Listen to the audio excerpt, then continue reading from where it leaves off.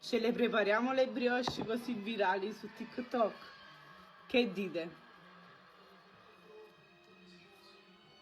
Stai facendo un pasticcio? Un pasticcio! Eccola qua. Che dite? Vediamo com'è.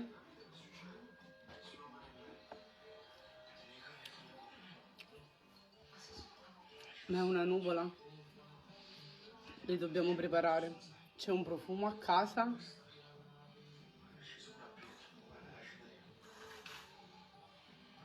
Andiamo? Andiamo. Questa qua è vuota, non c'è niente all'interno. Ma sono morbidissime. Questa qua ci metto un po' di marmellata.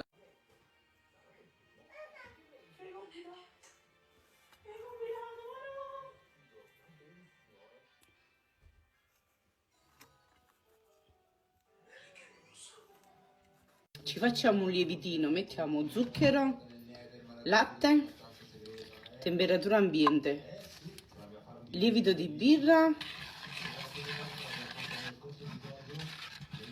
aggiungo la farina Manitoba, mescolo. Per gli ingredienti sempre in descrizione c'è tutto.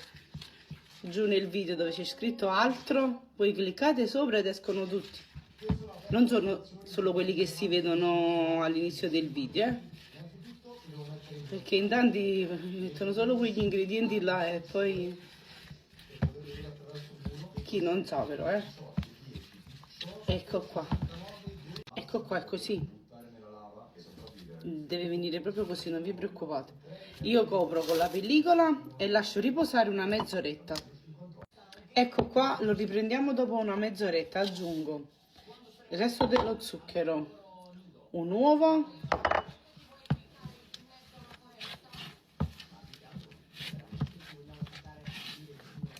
potete anche impostare in planetario come preferite.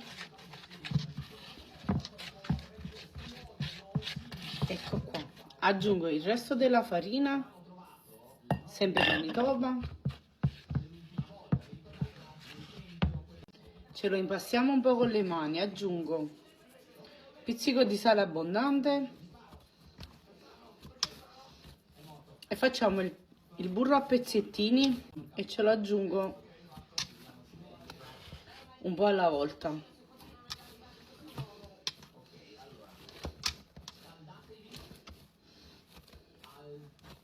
Eccolo qua, è morbido morbido. Io ho usato un po' di farina per impastare. Io lo rimetto qua, copro e deve raddoppiare. Ragazzi, deve raddoppiare, non deve esplodere. Una volta che è raddoppiato, a me è stato 2 ore e mezza.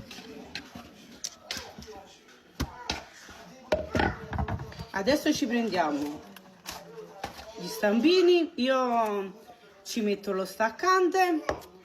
Questi qua li facciamo 100 grammi.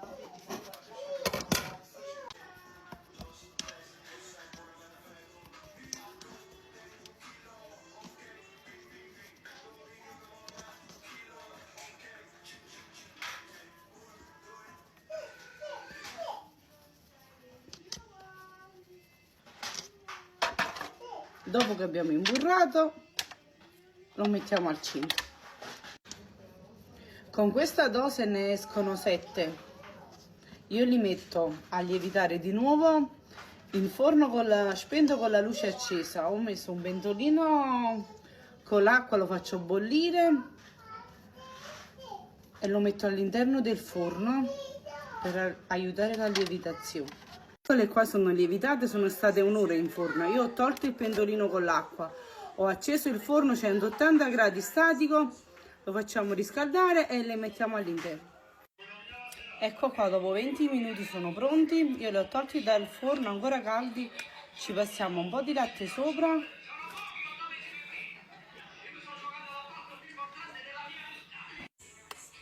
Ci facciamo un piccolo foro sopra e riempiamo di Nutella. Un